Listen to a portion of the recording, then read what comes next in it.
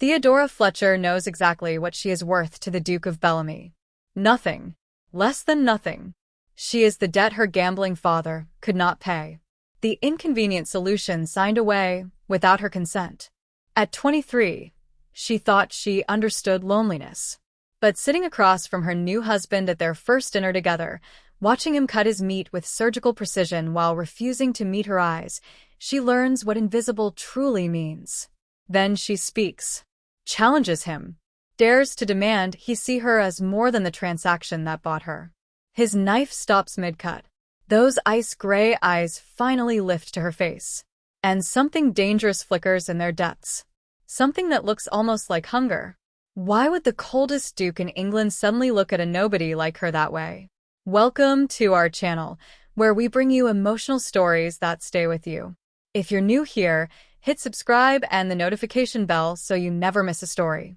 And if you're returning, thank you. Your support means everything. Now, stay until the end, drop a comment with your thoughts, and let's begin. Theodora's throat closed. 3 hours. She had been in this London townhouse for 3 hours, and already she understood the shape of her cage. She had known something was wrong when her father summoned her to his study that morning. Harold Fletcher's hands had shaken as he poured whiskey before noon. The gambling debts, he'd said. Catastrophic. A gentleman had offered a solution. A very generous gentleman. What sort of solution? Theodora had asked, though ice already formed in her stomach. Her father could not meet her eyes. The Duke of Bellamy requires a wife. The room had tilted. Father. No. The contract is signed, Theodora. The settlement clears all debts. Your mother and sisters will be provided for. You'll be a duchess. His voice cracked. It's done. Without asking me? Without even. I had no choice. She'd had no choice either. The carriage arrived within the hour. Her mother had wept. Her younger sisters, Lydia and Anne, had clung to her skirts until the footman gently peeled them away. Theodora had climbed into the Duke's carriage wearing a traveling dress she'd mended herself 3 times, carrying one small trunk, and feeling like Marie Antoinette en route to the guillotine. The townhouse in Mayfair stunned her into silence. For stories of creamstone, black lacquered door, lion-head knockers that probably cost more than her father's annual income. A butler whose expression suggested he'd discovered something unpleasant on his shoe had admitted her.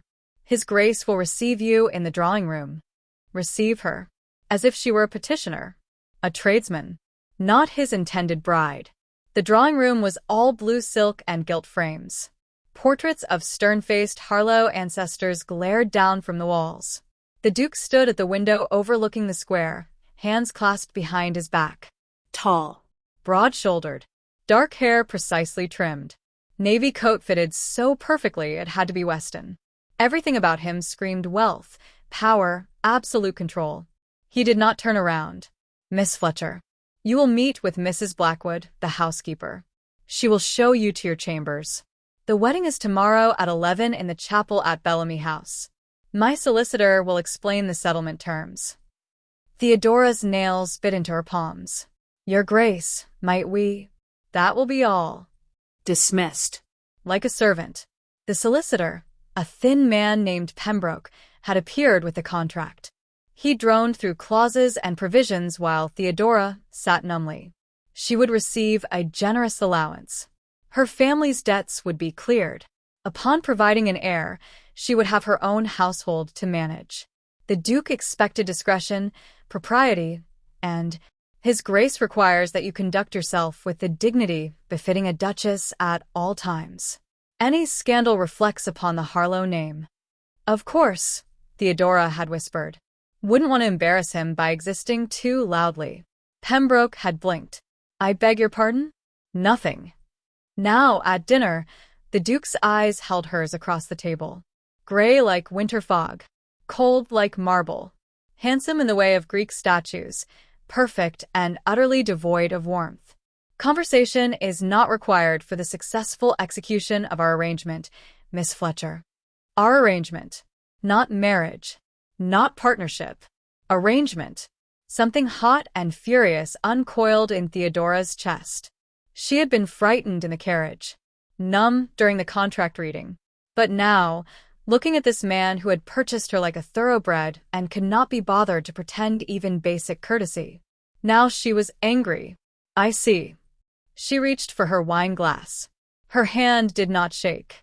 Forgive me, Your Grace. I was under the misapprehension that I was to be your wife. I did not realize I was to be an especially expensive piece of furniture. His expression did not change, but something flickered in those gray eyes. Surprise, perhaps, or annoyance.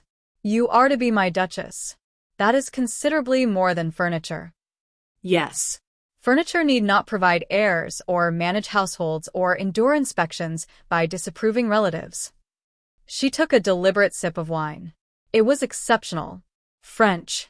Probably cost more per bottle than her father spent on wine in a year. Furniture is also not expected to suffer through dinner conversation with a man who finds its very presence tedious. I did not say you were tedious.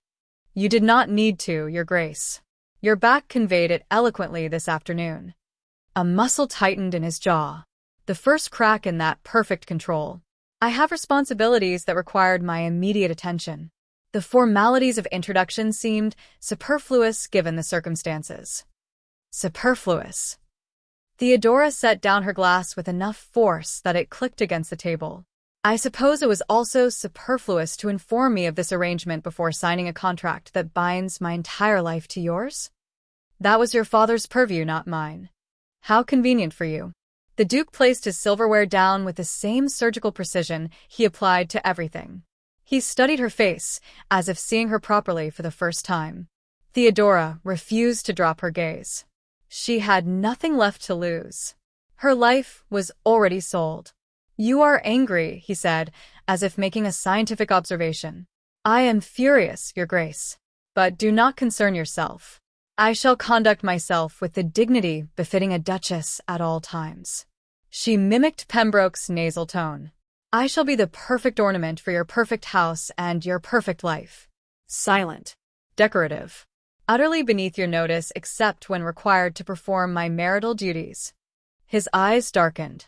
Miss Fletcher, will that be all, Your Grace? Or are there additional terms you'd like to dictate before tomorrow when you own me entirely? Theodora pushed back from the table. Her chair scraped against parquet floors. She had no idea where she was going. This house was a labyrinth. But she could not sit one more moment under those cold gray eyes feeling like a specimen under glass. Sit down. No. She walked toward the door. Her borrowed evening dress, one of her mother's, hastily altered, swished around her ankles. Behind her, she heard the Duke stand. Miss Fletcher. I said sit down. And I said no. What will you do, Your Grace? Drag me back? That would require touching me, and we both know you'd rather handle live coals. She reached for the door handle. His hand slammed against the door above her head, holding it shut. Theodora froze. Heat radiated from his body behind her. He was close. So close she could smell sandalwood, and something uniquely him. Her heart hammered against her corset stays. You know nothing about what I would rather do. His voice had dropped. Low. Dangerous. She turned slowly. He did not step back. His arms still braced against the door, caging her. This close, she could see details the candlelight had hidden. A small scar through his left eyebrow. Faint shadows under his eyes. The precise line of his jaw. Then enlighten me, Your Grace. What would you rather do? Besides purchase a wife like one purchases a horse and expect her to be grateful for the privilege. Your father came to me, begging. His debts were. The Duke's mouth twisted. Catastrophic barely describes it. He'd lost everything. Your mother. Your sisters. He was 3 days from debtor's prison. Theodora's breath caught. She had known it was bad. But prison? I offered a solution that benefited us both. I require a wife of appropriate birth who will fulfill her duties without dramatics. He required funds and social rehabilitation. It was a fair exchange. Fair. The word tasted like ash. Tell me, Your Grace, in this fair exchange, what did I receive besides the stunning privilege of being sold by my own father? His jaw tightened again. security, title, Wealth. protection for your entire family. Everything but choice. Choice is a luxury. For men, perhaps. For women, it's an impossibility. They stared at each other. His eyes were not quite as cold up close. Something moved in their depths. Frustration, maybe. Or. I did not have a choice either, Miss Fletcher. Theodora laughed. It came out sharp. Brittle. You signed a contract offering tens of thousands of pounds. That seems rather like a choice to me. I am a duke. The responsibilities of my position require an heir. A duchess. I am 30 years old. I have delayed long enough. His voice was flat, reciting facts. The marriage market is exhausting. Ambitious mothers. Scheming debutantes. Everyone wanting something. When your father approached my solicitor, the arrangement seemed efficient. Efficient? How romantic. Romance is irrelevant. So is human feeling, apparently. His hand was still braced above her head. They were too close. Scandalously close. If any servants saw this before the wedding, I did not mean to cause you distress, Miss Fletcher. The words sounded forced, as if apology was a language he did not speak. I assumed your father had explained the terms fully. He explained that I had no choice. That is the only term that mattered. Something crossed his face. Regret? Guilt? It vanished before she could name it. Tomorrow we will marry.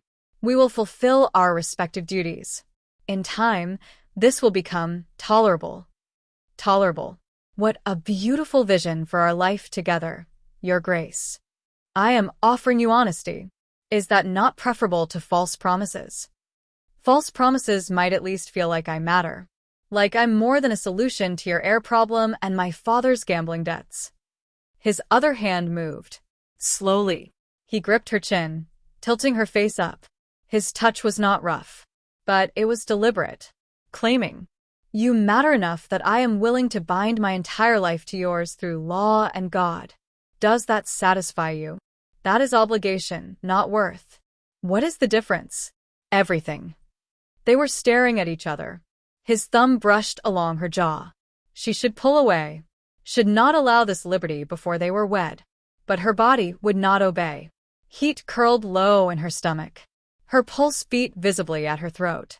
His eyes dropped to her mouth. The air between them changed. Charged. Dangerous. Miss Fletcher.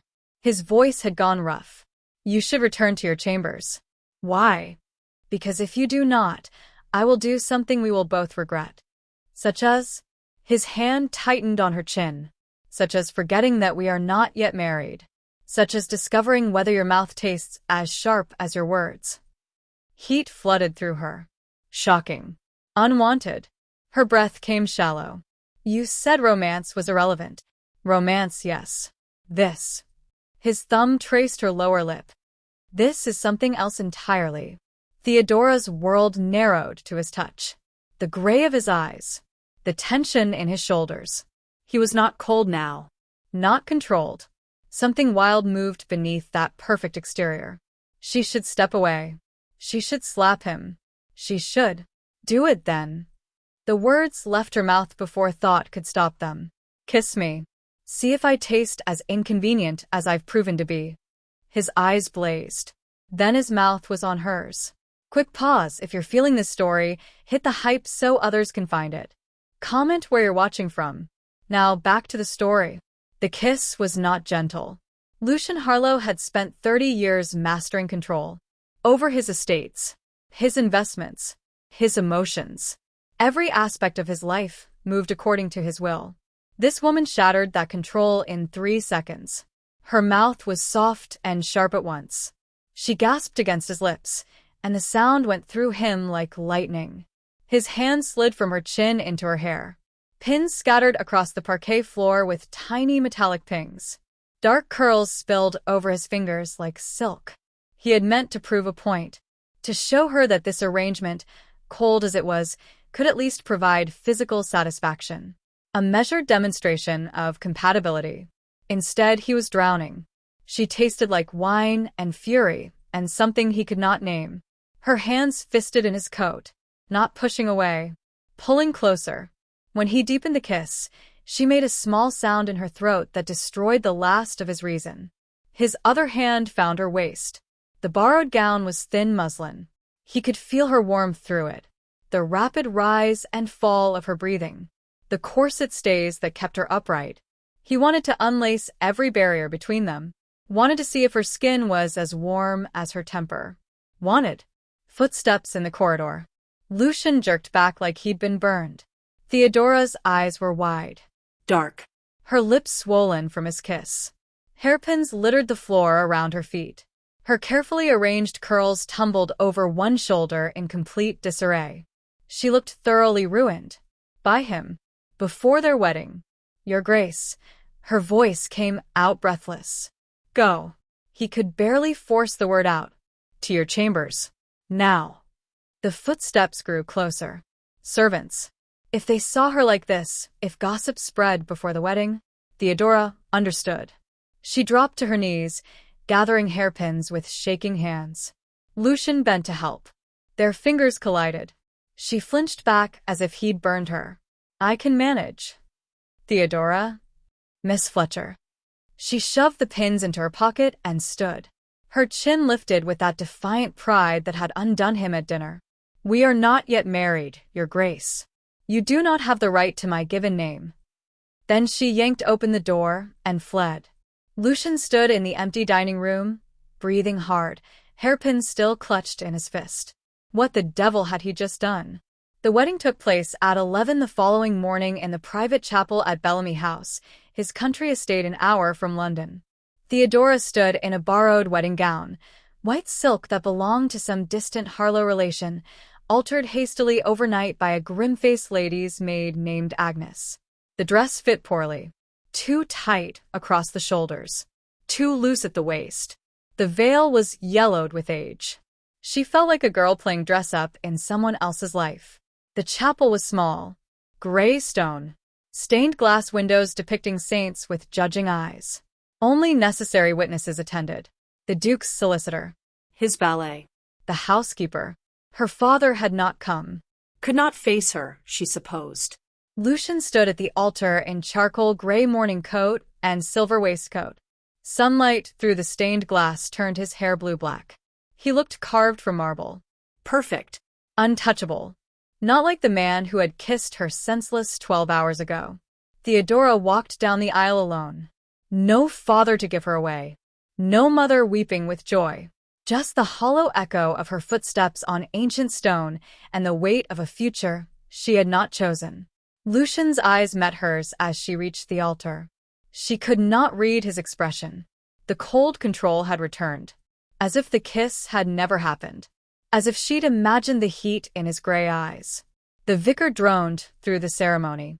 She spoke her vows in a voice that did not shake. Lucian's responses were clipped. Precise. When the vicar prompted him to place the ring, a heavy gold band set with diamonds that had probably graced a dozen Harlowe brides, his fingers were steady. Hers trembled. You may kiss your bride. Lucian hesitated. Just for a heartbeat. Then he leaned down and pressed his lips to hers. Chaste. Brief. Nothing like last night. It was done. She was the Duchess of Bellamy. She felt nothing.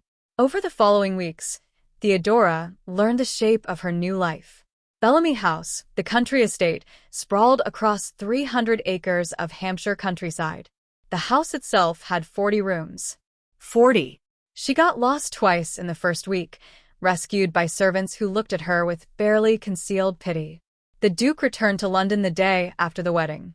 Business in Parliament, he'd said. He would return for the weekend. He did not. Agnes, the lady's maid assigned to Theodora, proved to be a weathered woman of 50 with shrewd eyes and a tight mouth. She helped Theodora navigate the impossible maze of being a duchess. Which gowns for which occasions. How to address the housekeeper without undermining her authority. The complex hierarchy of servants that Theodora had never imagined existed. The house steward manages the male staff, Your Grace. You oversee the female staff, through Mrs. Blackwood. Never contradict the Duke's orders. Never appear in public before 11. Never. Never enjoy a moment of freedom? Theodora had snapped one morning after the 17th rule. Agnes's mouth had twitched. Almost a smile. That's the lot of a duchess, your grace. Gilded cage is still a cage. The other servants kept their distance. Polite but cold.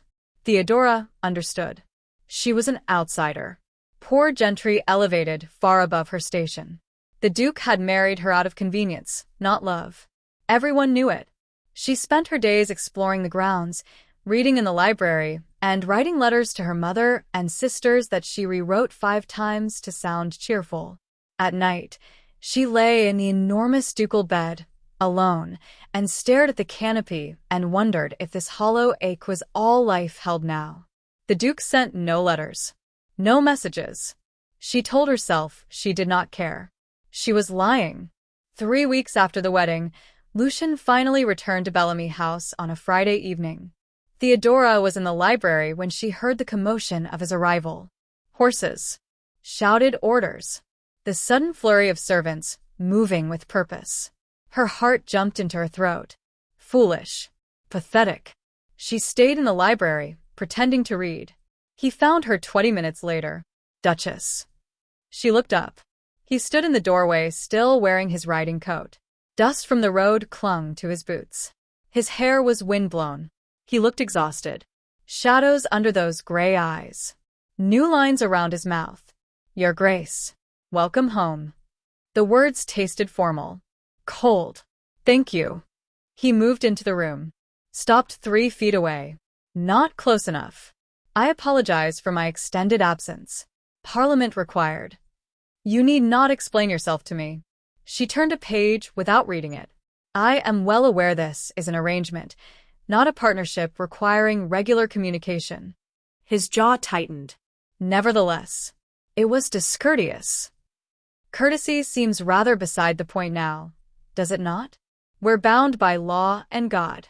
Whether you're courteous or silent makes no material difference. Theodora.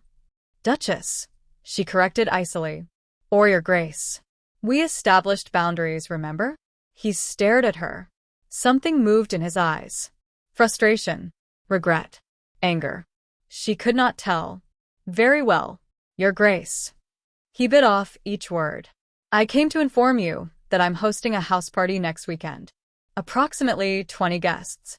Political allies and their wives. You will need to act as hostess. Her stomach dropped. A house party. 20 strangers. Her first public appearance as Duchess. Of course, your Grace. I live to fulfill my duties. Do not. He cut himself off. Ran a hand through his hair, destroying its perfect order. This is important. These are influential men. Their support determines critical votes in Parliament. Everything must be perfect. And you're concerned I'll embarrass you? The inappropriate Duchess purchase to solve your heir problem. That is not what I said. But it's what you meant. She stood, setting the book aside. Rest assured, your Grace. I shall be the perfect ornament. Silent. Decorative. Exactly what you purchased. She moved toward the door. He caught her wrist. Stop putting words in my mouth. Then perhaps use your own words honestly. Tell me what you actually think. That you regret this arrangement. That you wish you'd chosen a proper duchess from the marriage market instead of settling for convenient Harold Fletcher's inconvenient daughter. His grip tightened. Not painfully, but enough to keep her in place. I do not regret marrying you. Liar. I regret, he stopped. Seemed to struggle with the words. I regret that night. In the dining room. Pain lanced through her chest. Sharp. Unexpected. Of course. The kiss had been a mistake. An aberration. He'd probably spent 3 weeks in London congratulating himself on escaping before doing something even more regrettable. How fortunate we agree on something, your Grace. She pulled her wrist free. It will not happen again. You have my word. I understand my place now. She fled before he could see the tears. The following week passed in a blur of preparations. Mrs. Blackwood, the housekeeper, drilled Theodora relentlessly on the expectations for the house party. Menus must be varied but not ostentatious. Bedchambers must be assigned by rank and political alliance. Entertainment must be provided, cards, music, hunting, walks.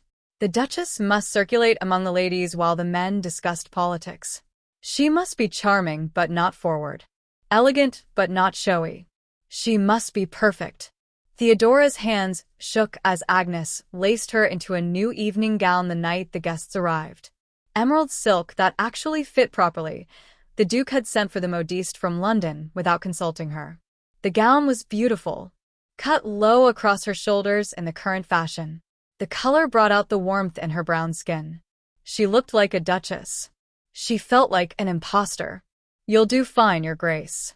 Agnes pinned emeralds, real ones, family jewels, into Theodora's carefully arranged curls. "Just remember you're the highest-ranking lady present. They must defer to you. And if they don't, if they think I'm beneath them, then you make them regret their presumption." Agnes met her eyes in the mirror. "You're Duchess of Bellamy now. Act like it." Theodora descended the grand staircase at 8 exactly. The entrance hall below glittered with candlelight. 20 guests in evening dress clustered in conversational groups. Jewels flashed. Silks rustled. Laughter echoed off marble floors. Every head turned toward her. The conversation stopped. Theodora's throat closed. She could see it in their eyes. The assessment. The judgment. Too young. Too dark. Too common. Not good enough for a duke. Then Lucian moved through the crowd. He wore black evening coat and snowy cravat. Devastatingly handsome. Every inch the powerful duke. He stopped at the base of the stairs and extended his hand. His gray eyes held hers. "Your Grace. You look radiant." It was a performance. She knew that. For their audience. To present a united front. But when she placed her hand in his, when he tucked it into the crook of his elbow and led her into the drawing room, she felt something shift. He did not leave her side all evening. Lady Pemberton appeared at Theodora's elbow before she'd taken 3 steps into the drawing room. "Your Grace. How delightful to finally meet you." The woman's smile did not reach her eyes. She was perhaps 50, dripping in sapphires, with the kind of face that had been handsome once and now looked pinched. "We were all so surprised by His Grace's sudden marriage. So romantic. So very unexpected." The word hung in the air like poison. Theodora felt Lucian's arm tense beneath her hand. Before she could respond, he spoke. "My wife prefers intimate ceremonies to the circus of a society wedding. As do I." "Of course." Lady Pemberton's gaze raked over Theodora's gown. "And your people, Your Grace? We know so little about the Fletcher family." Translation: Tell us why a duke married so far beneath himself. "My father was a gentleman of modest means." Theodora kept her voice steady. "Light." As if the question did not feel like a blade. "I'm afraid we cannot boast grand titles or ancient estates. Merely honest English stock." How refreshing. Lady Pemberton's tone suggested the opposite. So many young ladies today are insufferably proud of their connections. A touch of humility is quite charming. Lucian's hand covered Theodora's where it rested on his arm. A brief squeeze. Warning or reassurance, she could not tell. "If you'll excuse us, Lady Pemberton. I must introduce my wife to Lord Ashworth." He steered Theodora away before the woman could respond. "Harridan," he muttered under his breath. Despite everything, Theodora's lips twitched. Is that how a duke speaks of his guests? That is how a man speaks of a woman who just insulted his wife. Something warm bloomed in her chest. Dangerous. She crushed it immediately. "I can manage Lady Pemberton's barbs, Your Grace. I'm not fragile. I'm aware." His voice dropped. 3 weeks ago you compared me to Liv Coles. I have not forgotten." Heat crept up her neck. "The kiss." He was thinking about the kiss. "You said you regretted that evening." "I said I regretted one aspect of it. Not all."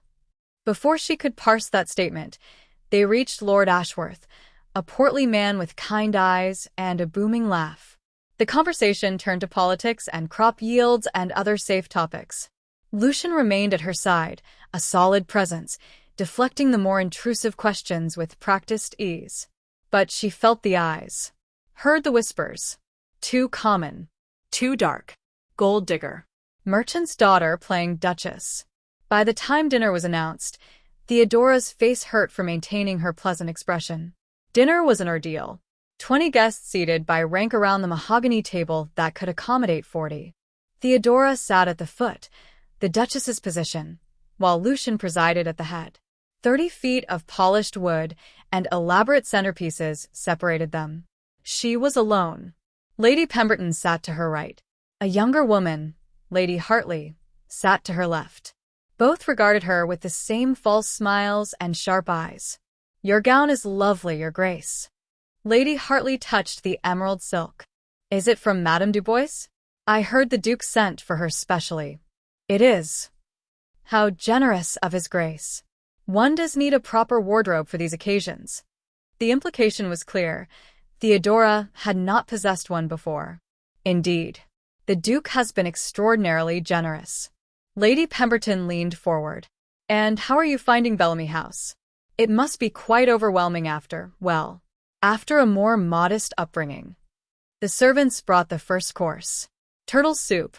Theodora's appetite vanished. "The house is magnificent. I'm learning to navigate it." "Still getting lost, are we?" Lady Pemberton laughed. "A brittle sound. Do not worry. I'm sure the servants are patient with you. They must be so pleased to have a mistress again after dear Lucian's mother passed. God rest her soul. I did not have the privilege of knowing the late Duchess." No. "Of course not. She died 8 years ago. Before you would have had occasion to move in such circles. Before you were good enough to breathe the same air as a duke." Theodora's fingers tightened on her soup spoon. She forced herself to take a sip. The soup was perfect. Rich. Flavorful. She tasted nothing. Across the table, a woman with auburn hair and a kind face caught Theodora's eye. She offered a small, sympathetic smile. An ally, perhaps. Or merely pity. The courses dragged on. Endless. 7 courses of exquisite food and excruciating conversation. The men at Lucian's end of the table debated parliamentary reform and trade policy. The women near Theodora discussed fashion and scandal and who was pursuing whom this season. Lady Hartley turned to her during the 4th course. "Your Grace, do you play the pianoforte? We hoped for some entertainment after dinner." Theodora's stomach clenched. She could play. Her mother had insisted on lessons despite the expense. But she was not accomplished. Not like these women who'd had the finest masters since childhood. "I play moderately well. Nothing worthy of performance." "Oh, but you must. The newest Duchess of Bellamy, entertaining us. It would be such a treat." Trap. This was absolutely a trap. Perhaps another guest would prefer. Nonsense. We would be honored. Lady Pemberton's smile was all teeth.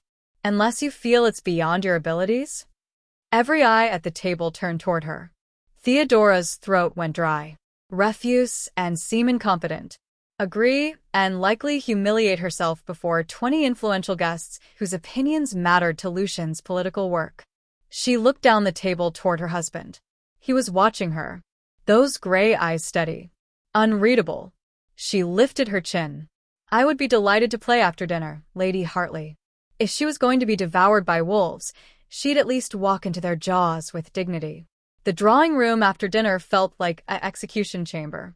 The ladies arranged themselves on sofas and chairs while the men remained in the dining room with port and cigars. The pianoforte waited in the corner. A beautiful instrument. Rosewood. Probably worth more than her father's entire house. Theodora's hands were ice. Lady Pemberton settled onto the sofa nearest the pianoforte. "Whenever you're ready, Your Grace. We're simply dying to hear you play." Dying. Apt word choice. Theodora crossed to the instrument. The keys gleamed in the candlelight. She'd practiced in the music room here at Bellamy House during the lonely weeks. But that had been alone. She sat, arranged her skirts, placed her hands on the keys. Her mind went blank. What had she planned to play? Mozart? Too difficult. A simple country air? Too common. They'd mock her for it. Something in between? Everything in between required skill she did not possess. The silence stretched. Ladies exchanged glances. Barely concealed smirks. Theodora's vision blurred. Panic clawed up her throat. She could not do this. Could not. The drawing room door opened. Lucian entered. He never joined the ladies after dinner. Never. The gentlemen stayed in the dining room for at least an hour. It was tradition. But he walked straight across the room, to the pianoforte. Forgive the intrusion, ladies.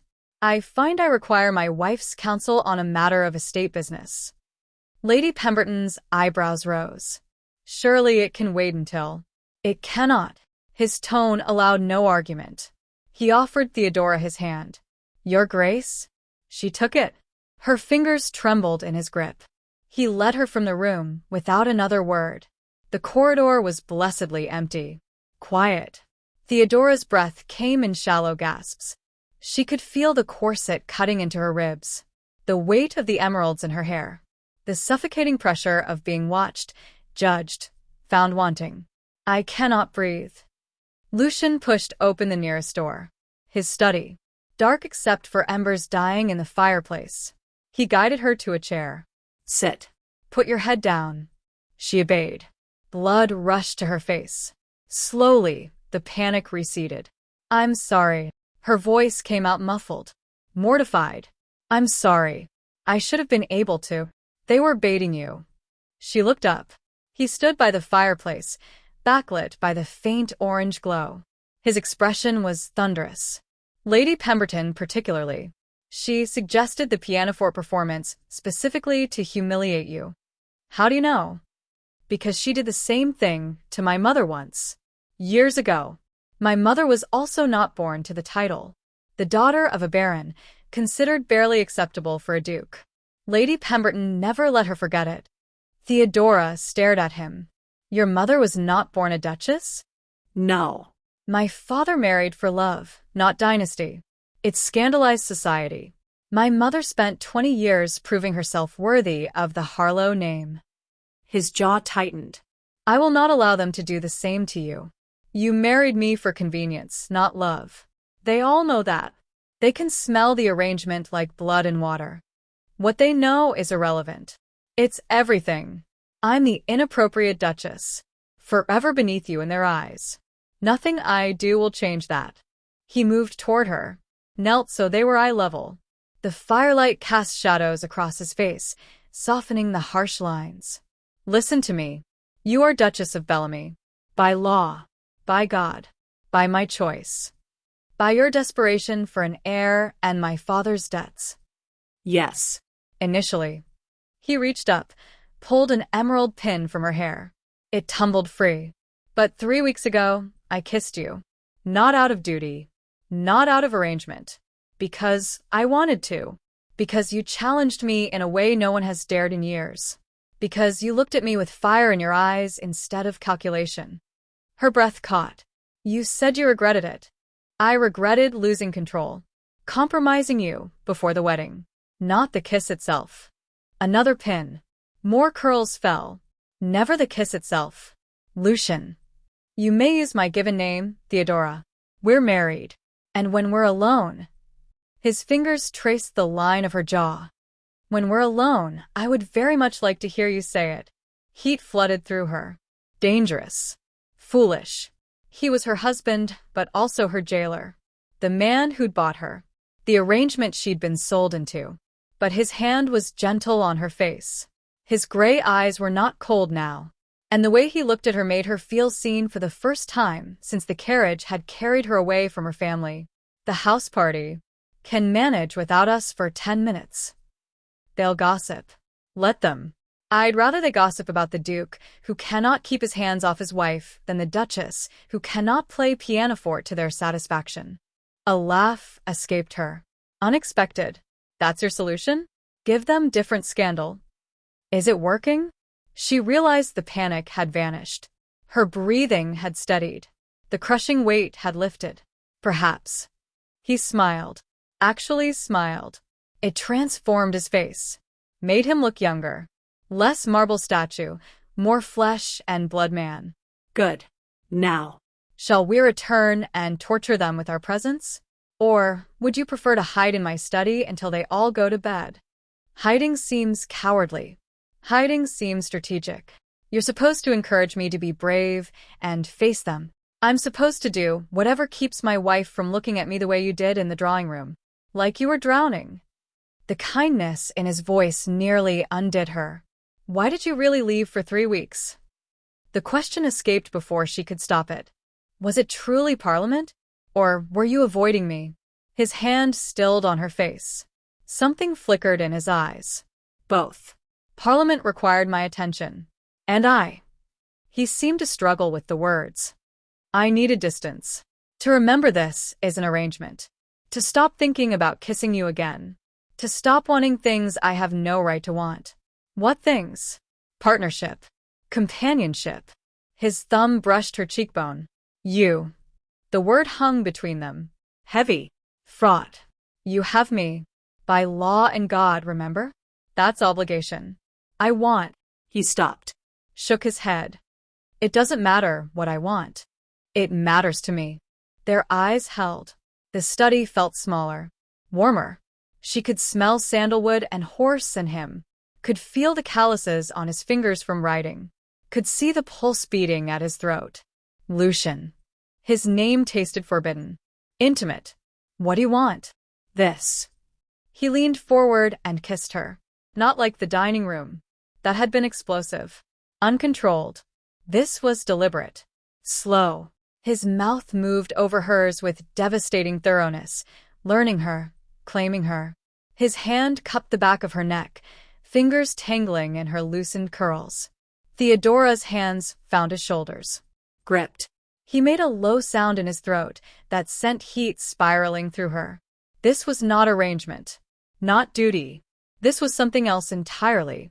He pulled back just enough to breathe. Rested his forehead against hers. We should return to the drawing room. Yes. Neither of them moved. They'll notice our absence. Let them notice. He laughed. The sound was rough. Surprised. You're going to be trouble, aren't you? I certainly hope so. He kissed her again. Brief. Hard. Then stood, pulling her to her feet. Your hair is disastrous. Agnes will murder me. Theodora touched the tumbled curls, half pinned, half falling around her shoulders. She looked thoroughly kissed. Good. Let Lady Pemberton draw her own conclusions. His eyes flashed. Heat and approval. Vindictive. I'm learning all sorts of interesting things about my wife. Did you think I'd be meek and biddable? God, I hope not. He offered his arm. She took it. They walked back toward the drawing room together. Just before the door, Lucian stopped. Theodora. The house party. The guests. Their opinions. His voice went serious. None of it matters. You're my Duchess. That's the only truth they need to accept. And if they don't, then they'll learn that crossing the Duchess of Bellamy means crossing me. I protect what's mine. The possessiveness in his tone should have offended her. Should have felt like ownership. Instead, it felt like promise. They entered the drawing room. Every head swiveled. Lady Pemberton's eyes went straight to Theodora's disheveled hair and swollen lips. Lucian guided Theodora to a chair near the fire. Then, instead of retreating to the masculine comfort of the dining room, he remained. Stood behind her chair. His hand rested on the back of it, fingers occasionally brushing her shoulder. The message was clear. The Duke of Bellamy was not abandoning his Duchess to the wolves. The conversation resumed, stilted at first, then gradually normalizing as the guests realized no explanation was forthcoming. But the whispers started immediately. Theodora could see them, feel them, the shocked glances, the barely concealed speculation. The Duke cannot keep his hands off his common-born wife. For the first time since arriving at Bellamy House, Theodora smiled. Let them talk. The following morning brought rain. Theodora woke in the ducal bedchamber alone as always, to gray light seeping through heavy curtains and water drumming against window panes. Agnes appeared with chocolate and fresh rolls, her expression carefully neutral. His Grace requests your presence at breakfast, Your Grace. The guests are assembling in the morning room. Theodora's stomach nodded. After last night, after her disheveled return to the drawing room with Lucian's possession written across every loose curl and swollen lip, facing the guests felt like walking back into the lion's den. But duchesses did not hide. She dressed in a day gown of deep blue muslin, high-necked and modest. Agnes arranged her hair in a severe knot. Armor, not adornment. The morning room buzzed with conversation when she entered. 20 guests scattered across various tables, servants gliding between them with silver pots of tea and coffee. The rain had trapped everyone indoors. No hunting. No walks. Just forced proximity. Lucian stood near the window, reading a letter. He looked up when she entered. Something shifted in his expression, warmth, awareness, before the ducal mask returned. "Good morning, Your Grace." "Good morning." She moved to the sideboard, selecting toast she had no appetite for. Lady Pemberton materialized at her elbow like a particularly persistent ghost. Such a shame about the weather. We'd planned a lovely walk through the grounds. Still, I suppose some of us enjoyed our evening entertainment despite the lack of pianoforte performance. Her eyes glittered with malice. You and His Grace seemed to find other diversions. Theodora's hand tightened on her plate. Estate business required His Grace's attention. Of course, estate business. Lady Pemberton's smile was razor-sharp. How fortunate that such business leaves one looking so thoroughly attended to. Heat crept up Theodora's neck. Before she could respond, the auburn-haired woman from dinner appeared. "Lady Pemberton, you must come settle a dispute about the latest fashions from Paris. Mrs. Davies insists the new sleeve style is flattering, but I maintain it makes everyone look like they're wearing curtains." The woman, Lady Sarah Whitmore, Theodora remembered from introductions, steered Lady Pemberton away with practiced efficiency, but not before shooting Theodora a quick, encouraging smile.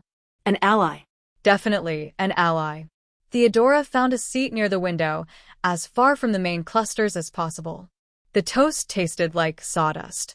Outside, rain blurred the manicured gardens into impressionist watercolors. "May I join you?" She looked up. Lord Ashworth stood there, teacup in hand, kind eyes crinkling at the corners. "Of course, my lord." He settled into the chair across from her with a contented sigh. "Dreadful weather. Though I confess I'm grateful for the excuse to avoid tramping through muddy fields shooting at innocent birds." He sipped his tea. "You're managing admirably, Your Grace." "I'm not certain admirably is the word most guests would use." "Then most guests are fools." His tone remained light, but his eyes were serious. "I've known Bellamy since we were boys at Eton. Brilliant mind. Terrible at cards. Appalling dancer. But a good man beneath all that ice." Theodora's throat tightened. "I'm not certain what you want me to say, my lord." "Nothing. Simply wanted you to know that some of us are glad to see him happy. He hasn't smiled properly in 8 years. Not since his mother died, and he inherited the full weight of the dukedom."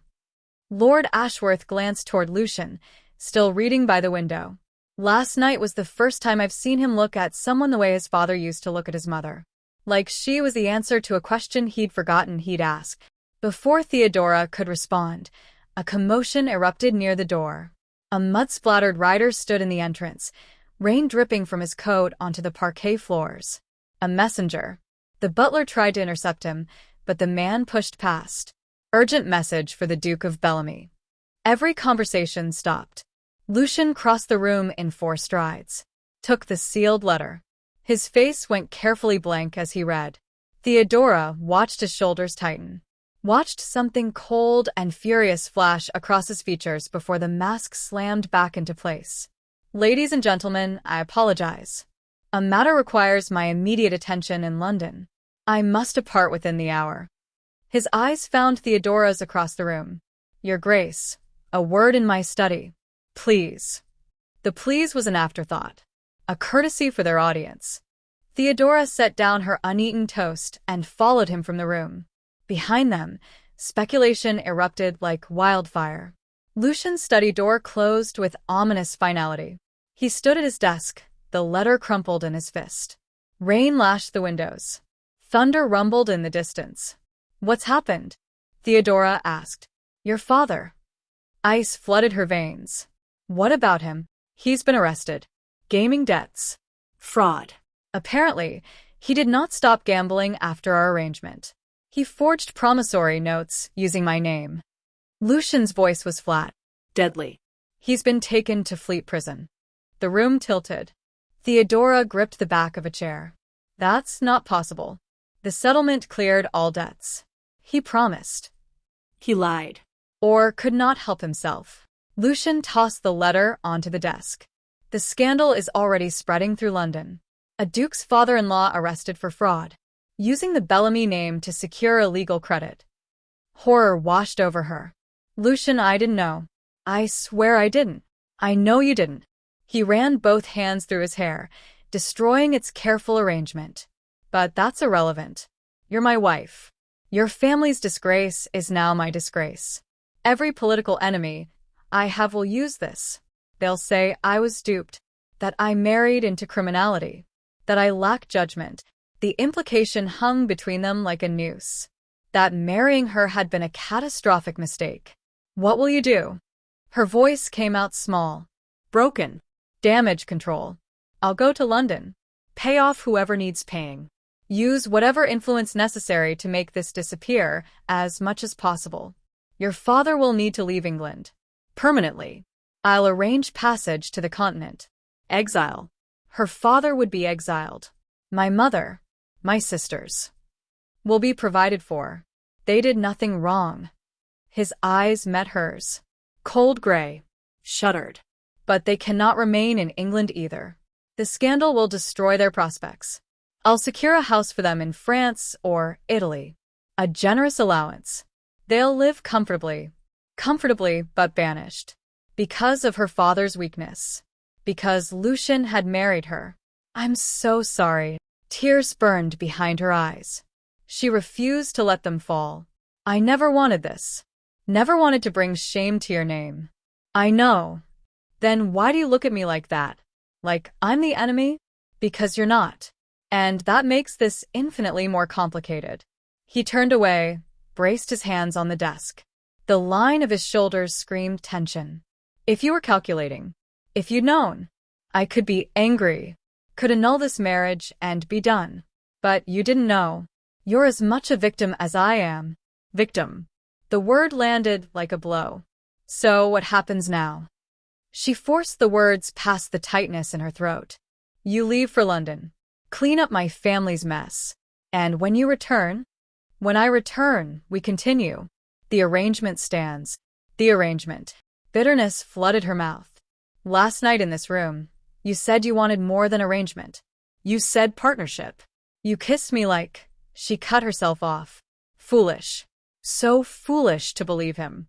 Last night was a mistake. There it was. The truth she'd been waiting for since the dining room 3 weeks ago. Of course it was. She straightened her spine, lifted her chin. Duchess armor. Well. Thank you for the clarity, Your Grace. I understand my position now. I'm the inconvenient wife whose family brings scandal. The arrangement you're trapped in. The mistake you regret. Theodora? No.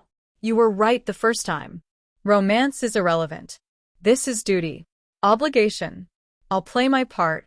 I'll host your parties and produce your heir and pretend to be the perfect Duchess. And you'll continue to leave for London whenever proximity becomes inconvenient. His hands fisted on the desk. That's not fair. Fair. Her voice rose despite her best efforts. You think any of this is fair? I was sold into this marriage. Had no choice. No voice. And just when I started to believe there might be something here worth having, your family's arrangement explodes and you retreat behind your walls and tell me it was all a mistake. Because it was. Last night, I let my guard down. Let myself forget that this marriage was always transactional. That we both understood the terms. I never understood the terms. The terms were dictated to me by desperate men who saw me as property to be traded. Then perhaps you should have refused. The words hit like a physical blow. Theodora stared at him. At this man who'd held her face so gently hours ago. Who'd smiled at her like she mattered. Who defended her to the wolves in his drawing room. Gone. All of it gone. The Duke was back. Cold. Remote. Blaming her for circumstances neither of them controlled. You're right, Your Grace. I should have refused. Should have let my father rot in prison, my mother and sisters starve in the streets, just to spare myself the horror of being married to a man who sees me as a mistake. Her voice shook. She hated that it shook. But I didn't.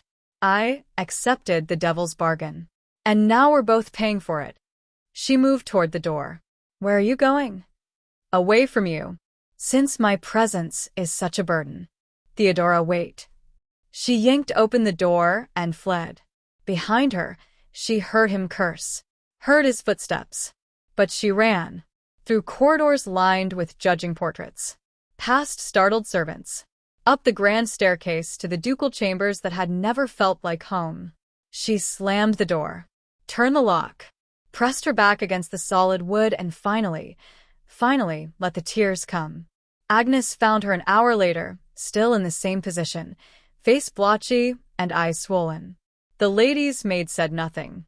Simply helped her to the dressing table, produced a cool cloth for her eyes, and began removing the severe hairstyle pin by pin.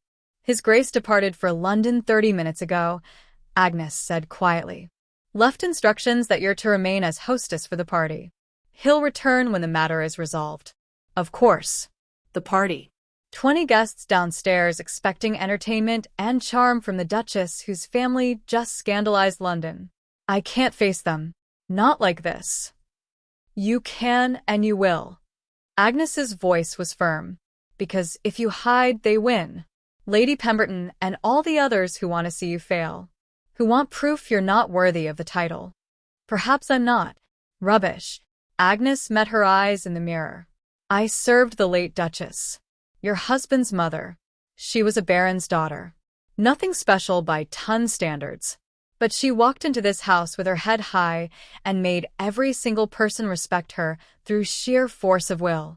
Agnes began brushing out Theodora's hair with firm, soothing strokes. You have that same steel in you. I've seen it. Now use it. What if I can't?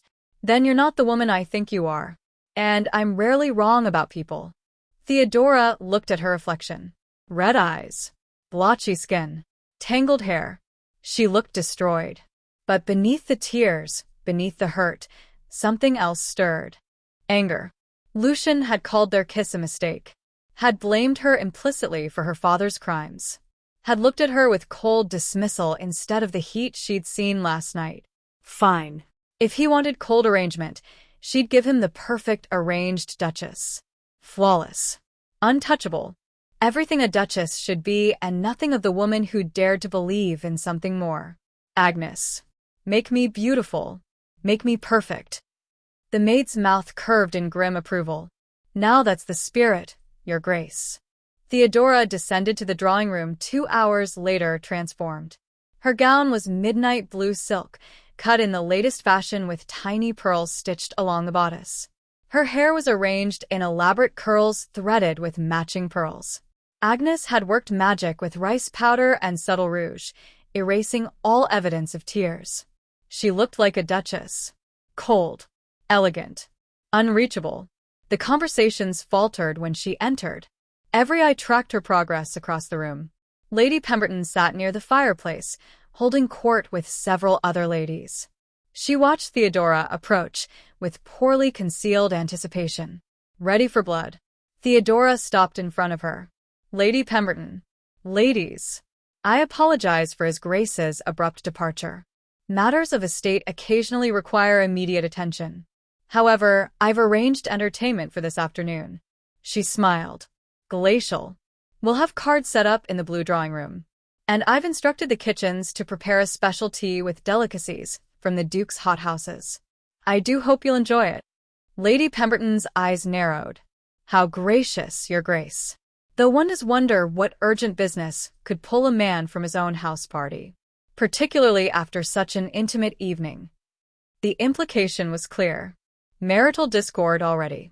The business of a dukedom is complex, Lady Pemberton. I would not expect everyone to understand the demands placed upon men of my husband's position. The subtle cut landed. Your husband is merely a viscount.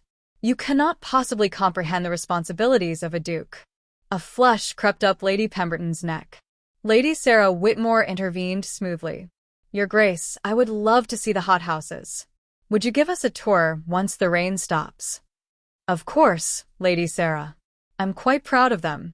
His Grace's head gardener has cultivated some remarkable specimens. The conversation shifted. Theodora circulated among the guests with perfect poise. She laughed at appropriate moments, made intelligent observations about topics she barely followed, played the flawless hostess. Inside, she felt hollow. But no one could see that. She made certain of it. The afternoon dragged into evening. Dinner without Lucian at the head of the table felt wrong, but Theodora presided from her end with impeccable grace. The guests began to soften toward her. Lord Ashworth engaged her in conversation about estate management. Lady Sarah invited her to a musicale in London next season. Even some of Lady Pemberton's allies thawed slightly. She was winning them over by being exactly what they expected. What Lucian had purchased. A perfect, empty Duchess. That night, alone in the vast bed, Theodora stared at the canopy and felt the weight of her new understanding. She had been foolish. Had let kisses and gentle touches convince her the arrangement could become something real. Had believed Lucian when he spoke of wanting partnership. But at the first crisis, he'd retreated. Blamed her. Called their connection a mistake. She would not make that error again. If this marriage was to be pure duty, then she would fulfill her duties perfectly. She would be the Duchess of Bellamy in every public way. And in private, she would protect her heart. Would build walls higher than his. Would give him the arrangement he clearly preferred. No more hope. No more foolish dreams. Just the cold reality of a contract signed without her consent. She fell asleep counting the ways she would never let him hurt her again. Lucian returned to Bellamy House 6 days later. 6 days of dealing with creditors, solicitors, and magistrates. 6 days of watching his carefully constructed political alliances strain under the weight of scandal. 6 days of paying obscene sums to make Harold Fletcher's fraud disappear as much as money could accomplish. 6 days of replaying that conversation in his study. The look on Theodora's face when he'd called their kiss a mistake. He'd lied. God help him, he'd lied because the truth was too dangerous. The truth was that his father-in-law's arrest had terrified him, not because of the political damage, but because it proved what Lucian had feared from the moment he'd kissed Theodora in the dining room. He cared. More than was safe. More than the arrangement allowed. And caring meant vulnerability. Meant risking the kind of pain his father had endured when his mother died. 8 years of watching a vital, brilliant man crumble into a ghost of himself. Lucian had sworn never to let anyone have that power over him. So he'd done what he always did. Retreated behind ice and duty. Pushed away before attachment could sink its claws too deep. The look in Theodora's eyes haunted him. Hurt. Betrayal. And beneath it, something worse, resignation. As if she'd expected him to disappoint her all along. The house was quiet when he arrived late afternoon. The guests had departed that morning. Thank God. He could not face another round of careful political conversations and knowing looks. Mrs. Blackwood met him in the entrance hall. Your Grace. Welcome home. Shall I inform Her Grace of your arrival? Where is she? The Duchess is in the rose garden, Your Grace. She's been there most afternoons since. The housekeeper trailed off delicately. Since he'd left. Since he'd broken whatever fragile thing had been building between them. Lucian found her exactly where Mrs. Blackwood had indicated. The rose garden was his mother's legacy, 3 acres of carefully cultivated beds, arbors dripping with climbing varieties, gravel paths winding through explosions of color and scent. His mother had spent hours here. It was the only place his father could still bear to visit after her death. Theodora sat on a stone bench beneath an arch of white roses. She wore a simple day dress of pale green muslin. No jewelry. Hair in a loose knot at her nape. She held a book but wasn't reading it. Just staring at nothing. She looked beautiful. Unreachable. Lost. His chest tightened. She must have heard his footsteps on the gravel because she looked up. Her expression went carefully blank. The warmth that had been there before, the fire, the defiance, the spirit he'd fallen for without meaning to, all of it extinguished. Your Grace. Welcome back. Her voice was polite, distant, the voice of a stranger. I trust your business in London concluded satisfactorily. He stopped 3 feet away, close enough to see the faint shadows under her eyes, the new tension in her shoulders. As satisfactorily as such matters can conclude. Your father has been released. I've arranged passage for him and your mother and sisters to Italy. Florence. They'll have a comfortable income and a house in a respectable quarter. How generous. No emotion in her tone. None at all. And the scandal? Contained. It will be gossip for a few weeks, then something else will capture ton attention. It always does. Of course. How efficient. She returned her gaze to the roses. Was there anything else, Your Grace? I'm certain you're fatigued from travel. The dismissal was courteous. Absolute. Lucian's hands fisted at his sides. Theodora. Your Grace, she corrected softly. We established boundaries, remember? You were quite clear in your study that our previous informality was a mistake. The word landed like acid. His own weapon turned against him. I need to explain. There's nothing to explain. You were honest. This is an arrangement. I understand my role now. I performed admirably as hostess for the remainder of the party. Several guests complimented my grace under pressure. Lord Ashworth specifically mentioned I represented the Harlowe name with distinction. She finally looked at him. Her eyes were dead. Isn't that what you wanted? The perfect Duchess. No. No. The faintest hint of emotion cracked through. Bitterness. Strange. I could have sworn that was precisely the terms of our contract. The contract. The contract you signed with my father without my knowledge or consent. The contract that made me property to be exchanged for debt forgiveness. That contract. She stood, smoothing her skirts with trembling hands. I fulfilled my duties during the party. I will continue to fulfill them. You need not worry that my family's disgrace will compromise your political ambitions. I'm quite good at playing the role now. She moved to walk past him. He caught her wrist. Don't. Don't what? Don't speak truth? Don't acknowledge that you see me as a mistake you're trapped with. I never said that. You said our kiss was a mistake. That last night was a mistake. That amounts to the same thing, does it not? She pulled against his grip. He didn't let go. Release me, Your Grace. Not until you listen. I listen in your study. I heard every word. You were remarkably clear. I was a coward. That stopped her. She stared at him, genuine surprise breaking through the ice. Lucian forced himself to continue. To say the truth, that terrified him. My father loved my mother desperately. Completely. She was everything to him. When she died, consumption, slow and terrible, it destroyed him. He lived another 3 years, but he was already gone. Just walking through the motions. Waiting to join her. His throat tightened. I watched the strongest man I knew crumble into nothing because he'd given someone the power to devastate him. Theodora's expression softened infinitesimally. Lucian. I swore I'd never let that happen. Never care that much. Never give anyone that power. So I built walls. Made myself cold. Married you as an arrangement specifically because I thought I could keep it transactional. Safe.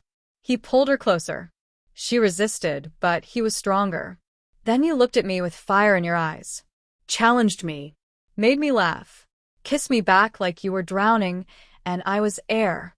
And I realized I was in terrible danger. So you ran. Her voice was barely audible. So I ran. Your father's arrest gave me the excuse I needed. I could blame circumstances. Could tell myself pushing you away was practical. Protecting my reputation, my political position. He cupped her face with his free hand. She tried to turn away. He held her gently but firmly. But the truth is I was protecting myself. From caring. From wanting you so badly it terrified me. Tears gleamed in her eyes. She blinked them back furiously. You called us a mistake. The worst lie I've ever told. His thumb brushed her cheekbone. You're not a mistake, Theodora. You're the first real thing I've felt in years. And that's terrifying because real things can hurt you. Real things can destroy you when you lose them. So, what are you saying? The tears spilled over despite her efforts. That you care but you'll keep pushing me away? That we'll live in this house pretending because you're too afraid to let yourself feel. I'm saying I was wrong. I'm saying 6 days in London without you felt like 6 months. I'm saying I came back to find you transformed into this perfect, cold Duchess, and I hate it because it's my fault. Because I put that emptiness in your eyes. He leaned his forehead against hers. I'm saying I don't want the perfect Duchess. I want you, angry, challenging, calling me out when I'm being an ass, which is apparently most of the time. A laugh caught in her throat. Half sob, half genuine amusement.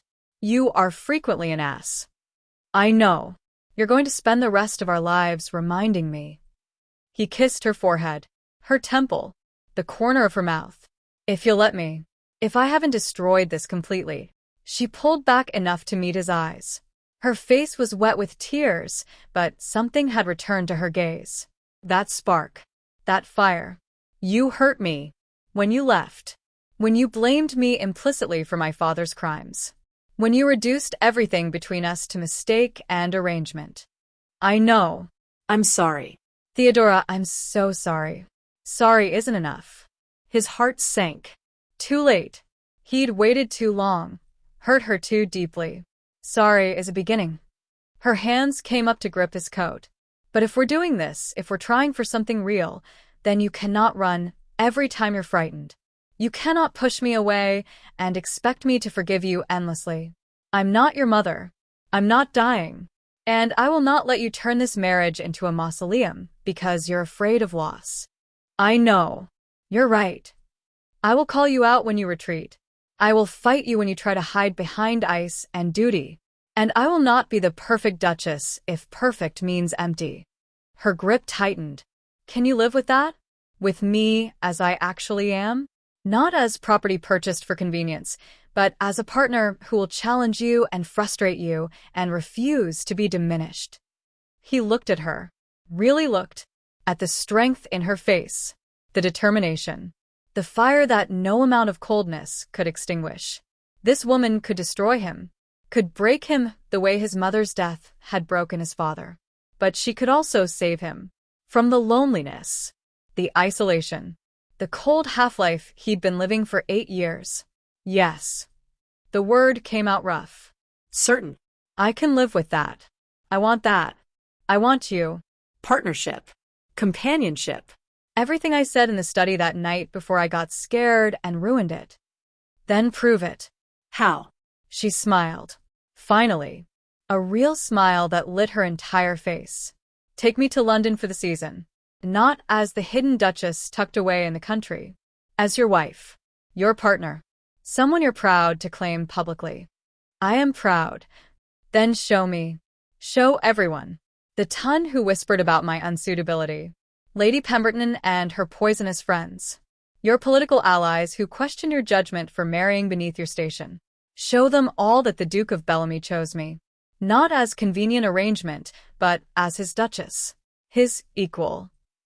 It was a gauntlet, a challenge, and possibly political suicide. The season started in 3 weeks.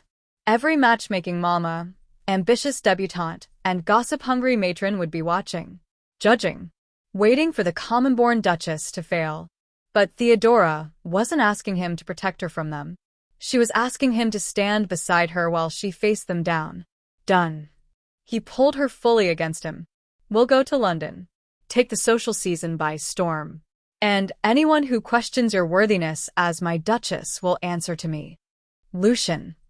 No. You were right. I've been a coward, hiding behind arrangement and duty because it was easier than admitting I wanted more. Than admitting I'd started falling for you the moment you compared me to Liv Coles. He brushed a tear from her cheek. I'm done hiding. From you. From this. From whatever this is becoming. What is it becoming? I don't know. Something that terrifies me. Something that feels inevitable. Something I tried to run from and couldn't. He kissed her. Slow. Deep. Tasting salt from her tears and sweetness beneath. Something real. She kissed him back with equal intensity. Her hands slid into his hair, pulling him closer. When they finally broke apart, both breathing hard, she smiled against his mouth. The servants are probably watching from every window. Let them watch. Let everyone know the Duke of Bellamy is desperately in love with his wife. She froze. In love. The words had escaped without thought, but now that they hung in the air between them, Lucian found he meant them. Completely. Yes. In love. I know it's too soon. I know we barely know each other. I know the circumstances of our marriage were hardly romantic. But somewhere between you challenging me at dinner and you defending yourself to Lady Pemberton and you sitting in this garden looking lost because I'd hurt you. He cupped her face. I fell. Hard. And I don't want to climb back out. Fresh tears spilled down her cheeks. You truly mean that? Every word. I love you. Theodora Fletcher Harlowe, Duchess of Bellamy. I love your fire and your strength and your refusal to be diminished. I love that you see through my ice to the terrified man beneath. I love. She kissed him, cut off the words with her mouth, poured everything into it, relief, joy, frustration, hope, love. When she finally pulled back, she was smiling through tears. I love you too. Even when you're being an ass. Even when you hurt me. Even when you run away like a coward. Her fingers traced his jaw. I've been falling since you stopped me from humiliating myself at the pianoforte. Since you defended me to the wolves in your drawing room. Since you looked at me like I mattered. You do matter. You're everything. Then kiss me again. And this time don't stop. He didn't need to be told twice. The rose garden faded. The watching servants. The looming season. The scandals and judgments and political complications. There was only this. Only them. Only the terrifying, exhilarating leap into something real. That evening, over dinner in the small private dining room, they made plans.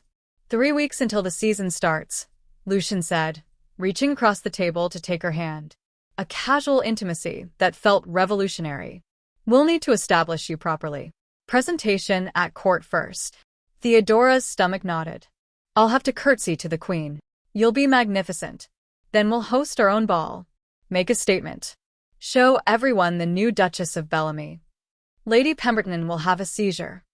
Good. Let her choke on her jealousy. Theodora laughed. Actually laughed. When had she last done that? You're terrifying when you're protective. I'm a duke. Terrifying is part of the job description. He pressed a kiss to her knuckles. We'll also need a London wardrobe for you. Properly fitted. The best modistes. I want you dressed like the Duchess you are. That sounds expensive. I have 3 estates, investments in shipping and railways, and more money than I could spend in 10 lifetimes.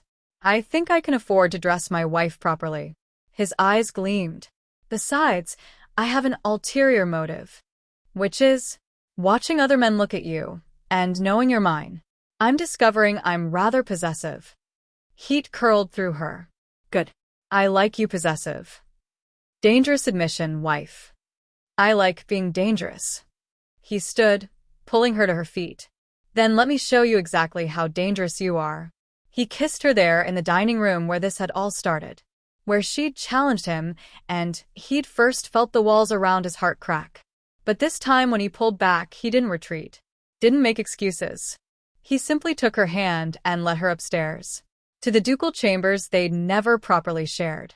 To the bed that had always felt too large. To the future they were finally brave enough to claim. The morning after brought letters. 3 in total, delivered with breakfast. Agnes placed them beside Theodora's chocolate with barely concealed curiosity. The lady's maid had to have noticed Lucian at the breakfast table. Had to have noticed the way he looked at Theodora. The way Theodora blushed under his gaze. News from London, Your Grace, Agnes said primly, though her eyes twinkled. Theodora opened the first letter. From her mother. Dearest Theodora, we arrived in Florence safely. The house is lovely. Your father he is ashamed. He knows what he cost you. Cost all of us. I cannot forgive him yet.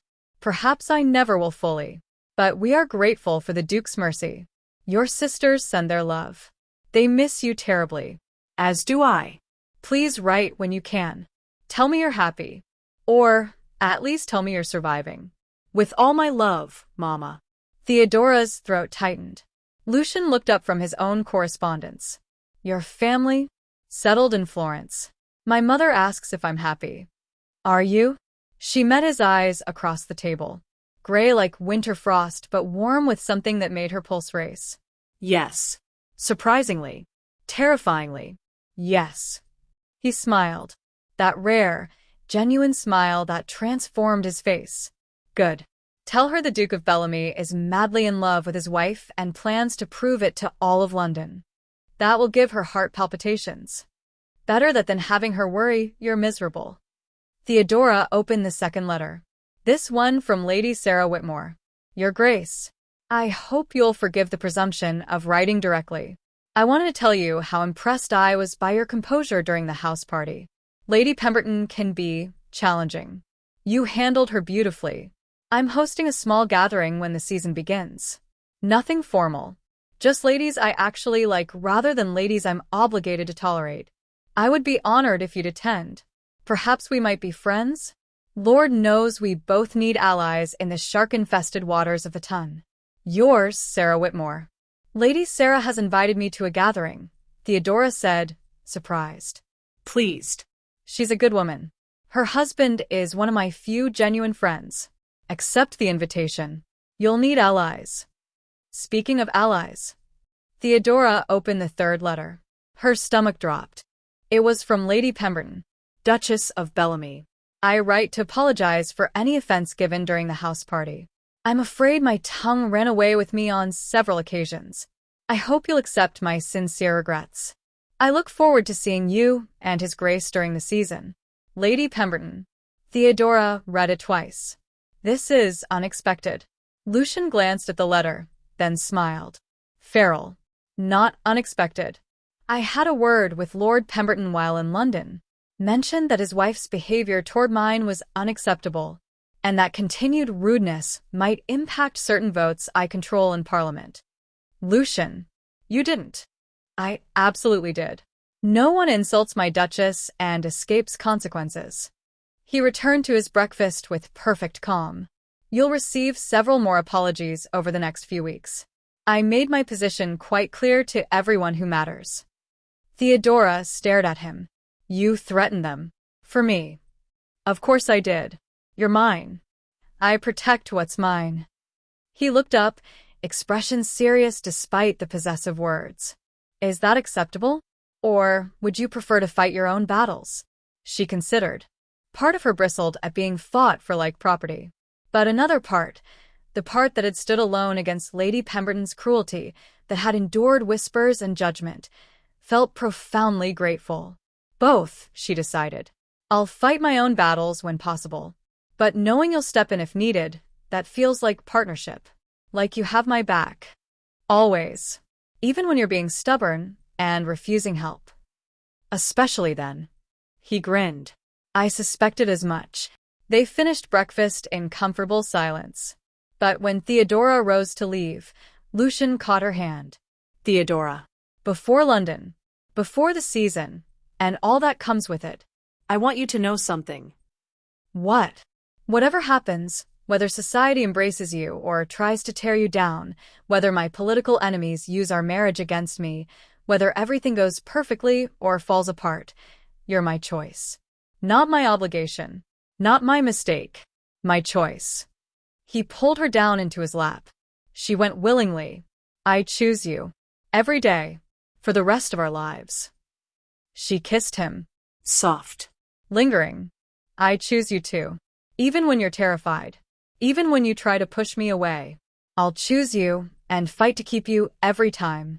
We're going to be insufferable, aren't we? Absolutely. London won't know what hit them. Good. Lucian murmured against her mouth. Let's give them something to really talk about.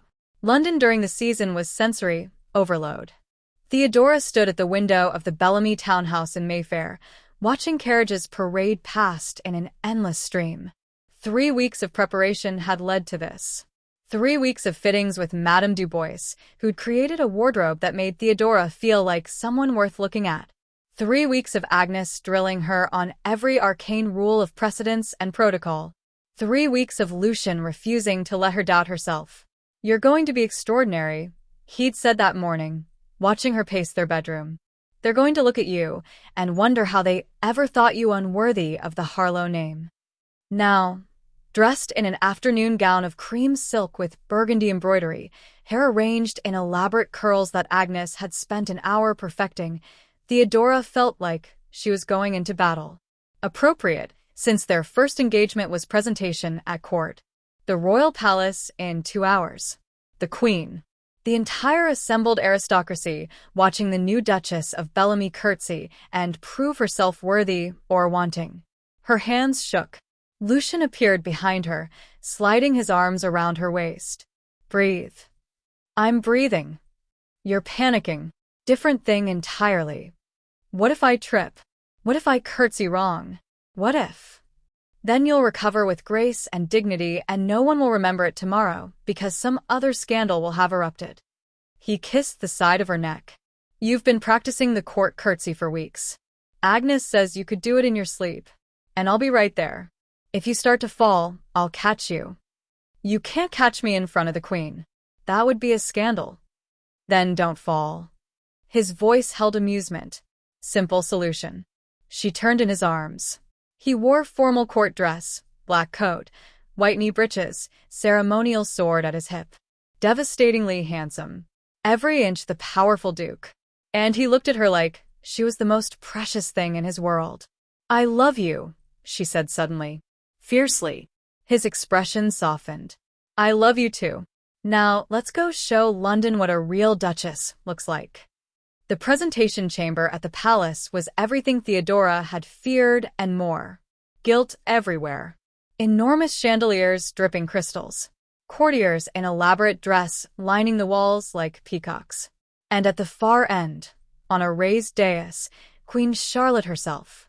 Theodora's heart hammered so loudly she was certain everyone could hear it. Easy. Lucian's hand rested at the small of her back as they waited in the antechamber with dozens of other peers and peeresses. "You belong here. I'm the daughter of a disgraced gambler who committed fraud using your name. I absolutely do not belong here. You're the Duchess of Bellamy. That's the only credential that matters." A courtier appeared. The Duke and Duchess of Bellamy. This was it. They walked forward together. Through the massive doors. Down the endless carpet. Every eye in the room tracked their progress. Theodora kept her spine straight. Her chin up. Her expression serene, even though terror screamed through every nerve. They reached the dais. Lucian bowed. Theodora sank into the court curtsy, the deep, complex movement that required bending nearly to the floor while keeping perfect balance and grace. She didn't fall. Didn't wobble. Rose smoothly. Victory. The Queen regarded her with shrewd, dark eyes. "Duchess." "We are pleased to make your acquaintance. We understand you've had quite an eventful introduction to society." Understatement of the century. The Queen had just referenced her father's scandal in front of the entire court. Theodora's mouth went dry. But she forced herself to meet the Queen's gaze steadily. "Your Majesty is most gracious. My introduction has indeed been educational. I'm learning that the Ton has very firm opinions about where people belong." She paused. Let the silence stretch. "I'm also learning that I care very little for those opinions."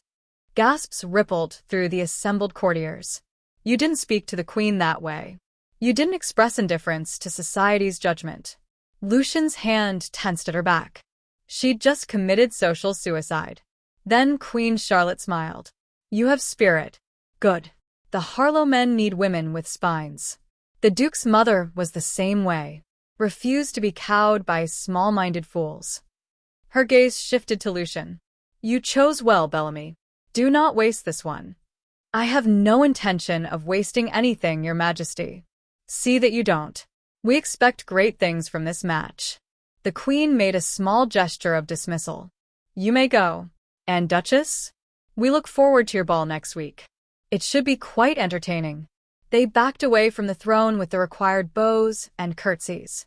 The moment they were out of the presentation chamber, Theodora's knees nearly gave out. "I cannot believe you said that." Lucian sounded torn between horror and admiration. To the Queen. "You told the Queen you didn't care about society's opinions." "I know. Oh God. I just destroyed everything before we even began." "Are you joking?" "She loved it. Did you see her smile?" The Queen smiled. "At you. Do you have any idea how rare that is?" He pulled her into an alcove, away from curious eyes. "You just earned the Queen's approval by being exactly who you are. Unpolished. Honest. Brave. Or stupidly reckless. That too. But it worked." He kissed her soundly. "That's my Duchess. Taking on the Queen with nothing but spine and spirit. I think I might be sick." Later. "Right now, we have 17 more social calls to make. Lady Sarah's gathering, Lady Melbourne's afternoon salon, and dinner with Lord and Lady Ashworth." He took her hand. "Welcome to the season, my love. It only gets more exhausting from here." The next week passed in a whirlwind of social obligations. Morning calls where ladies who'd never acknowledged Theodora's existence suddenly found her fascinating.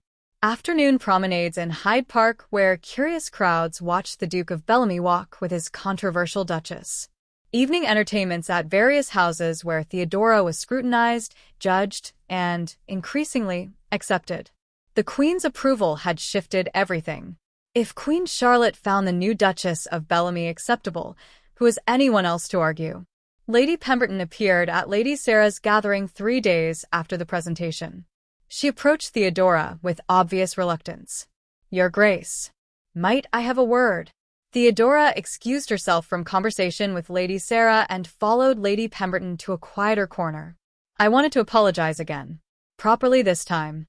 Lady Pemberton's face was stiff. "My behavior during the house party was inexcusable. I allowed old prejudices and envy, if I'm honest, to make me cruel." This was not the forced apology of her letter. This was genuine discomfort. "Why envy?" Theodora asked quietly. "Because you're young, beautiful, intelligent, and the Duke looks at you the way I once hoped my husband would look at me." Lady Pemberton's mouth twisted. "We marry for position, and then spend our lives watching other women receive the affection we were denied. It makes us bitter. Spiteful. I took that out on you. I'm sorry." Theodora studied the older woman, saw the lines of disappointment around her mouth, the sadness in her eyes. "I forgive you," she said simply. "And I hope we might, if not be friends, at least not be enemies. The ton is hostile enough without women tearing each other apart." Lady Pemberton's eyes widened. "You're far more gracious than I deserve. Perhaps. Or perhaps I'm just tired of fighting. There are enough real enemies without manufacturing them." The Queen was right. "You do have spine." Lady Pemberton offered a small smile. "For what it's worth, you've handled the season far better than most born to it, including myself when I was your age." After Lady Pemberton retreated, Lady Sarah appeared at Theodora's elbow. "Well, that was unexpected. I believe you just turned an enemy into an ally. Or at least a neutral party. Better than most achieve. Though I suppose when the Duke of Bellamy makes it clear he'll destroy anyone who insults his Duchess, people learn quickly to play nice." Lady Sarah sipped her tea with amusement. "The man is absolutely besotted. It's rather sweet." Warmth flooded Theodora's chest. "He is, isn't he? You're good for him. Lord Ashworth says he hasn't seen Bellamy smile this much in years. Not since before the late Duchess died. His mother's death changed him. Death changes everyone.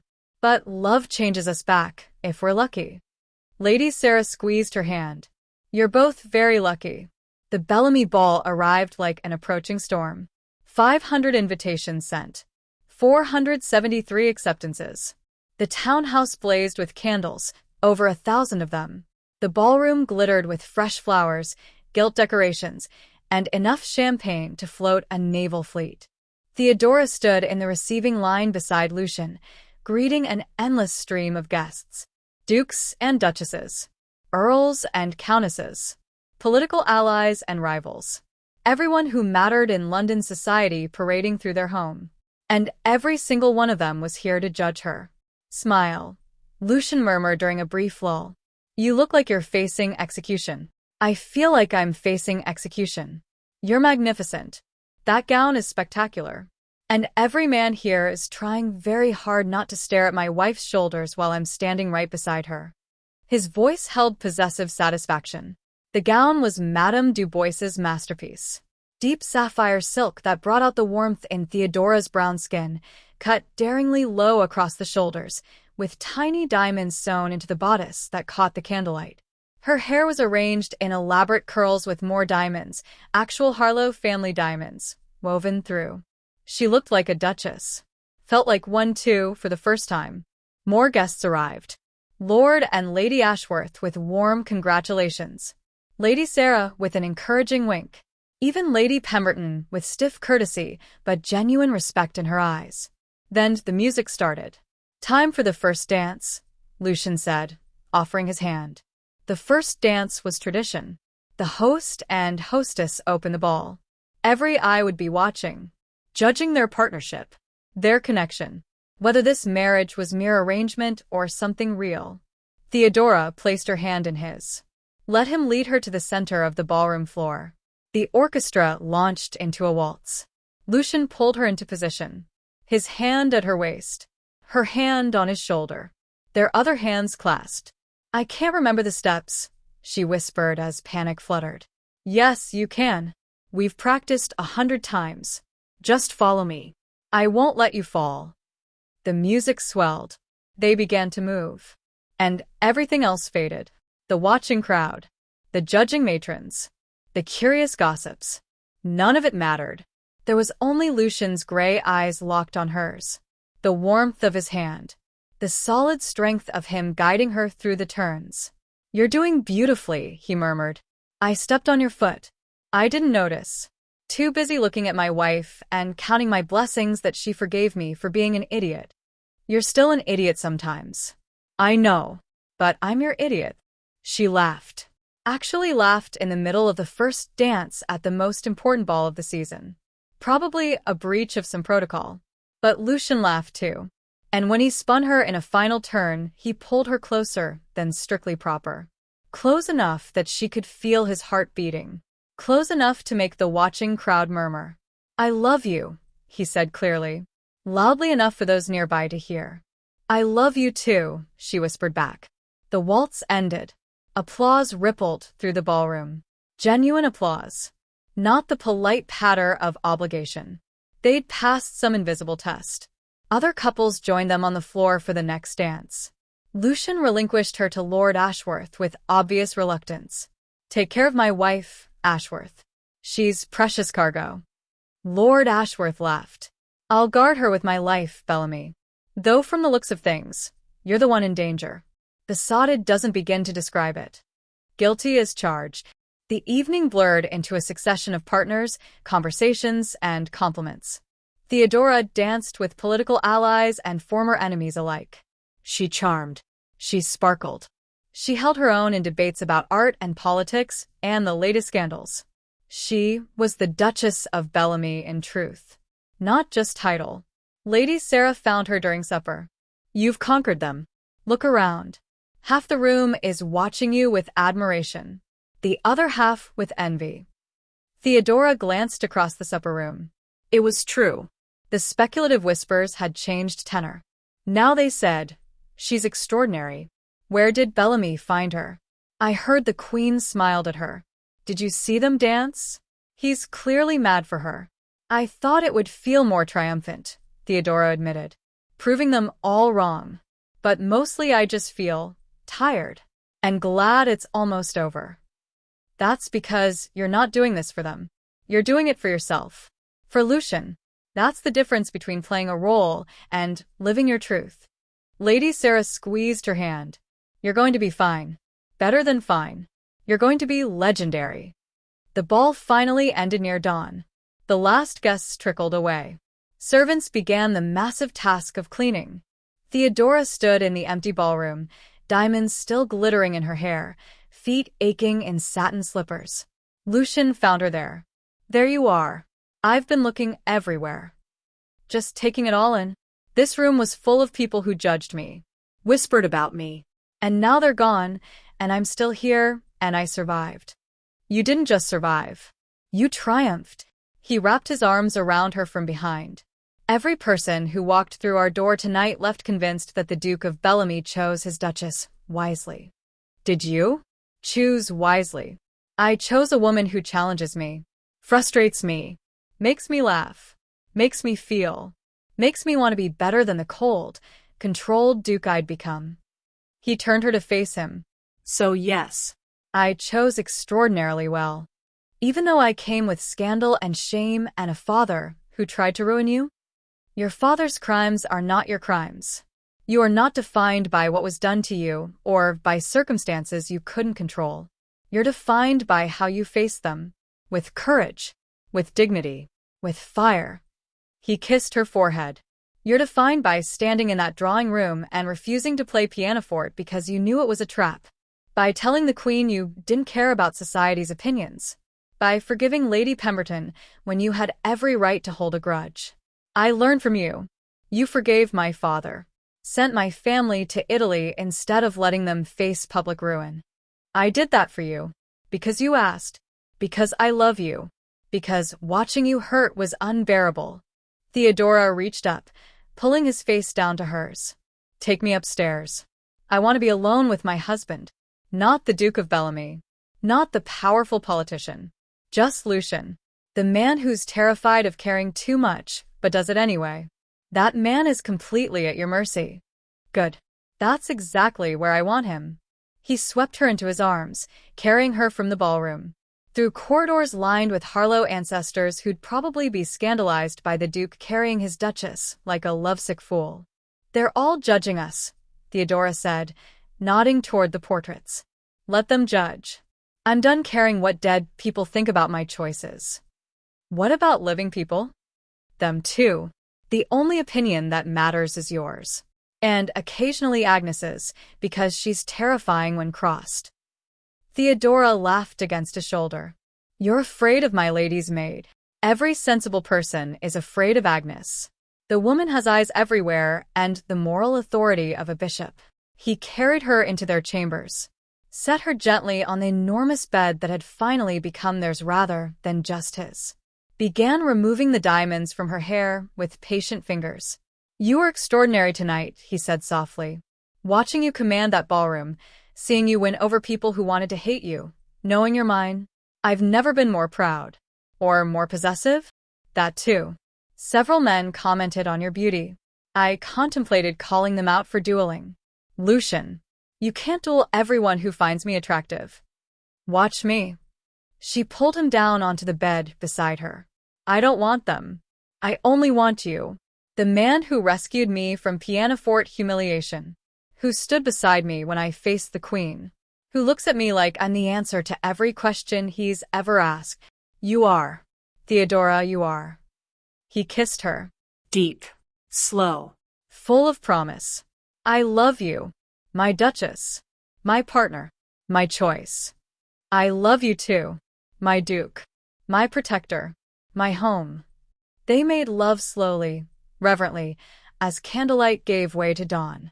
And for the first time since the marriage contract had been signed without her consent, Theodora felt completely free. Free to love. Free to be loved. Free to claim the life that had been forced upon her and transform it into something precious. 1 year later, Bellamy House, Hampshire. Theodora walked through the rose garden with her daughter balanced on her hip. Juliana was 6 months old, with her father's gray eyes and her mother's dark curls. She gurgled happily, reaching for passing butterflies. Your papa's going to spoil you terribly, Theodora told her. He's already talking about buying you a pony. You can't even walk yet.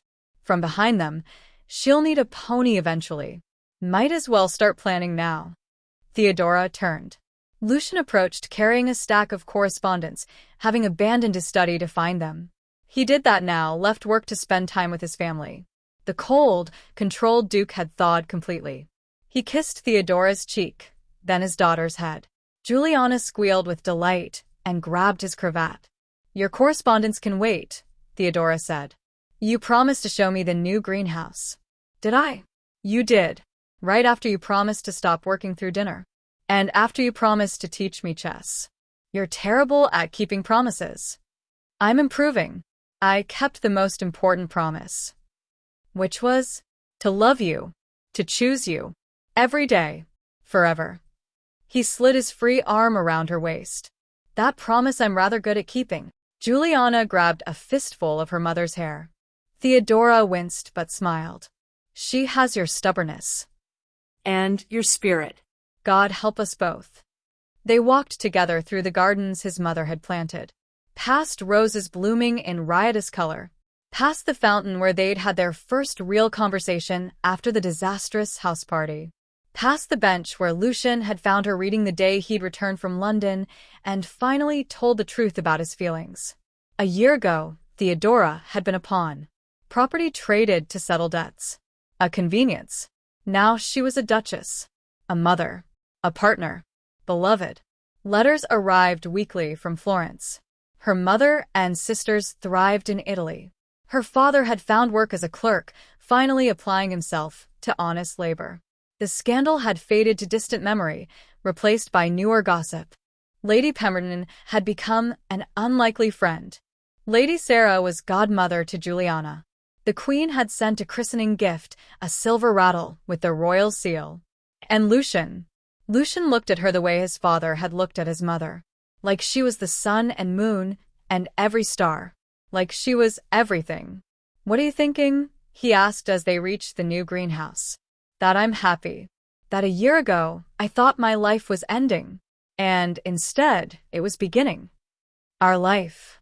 Yes. Our life. He set down his correspondence on a stone bench, took Juliana from her arms, and settled the baby against his shoulder.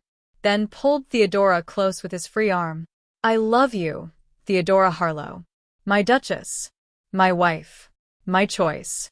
Every single day, my choice. I love you too, even when you're being impossible. Especially then. Juliana babbled something that might have been agreement. Or might have been a demand for attention. Probably the latter.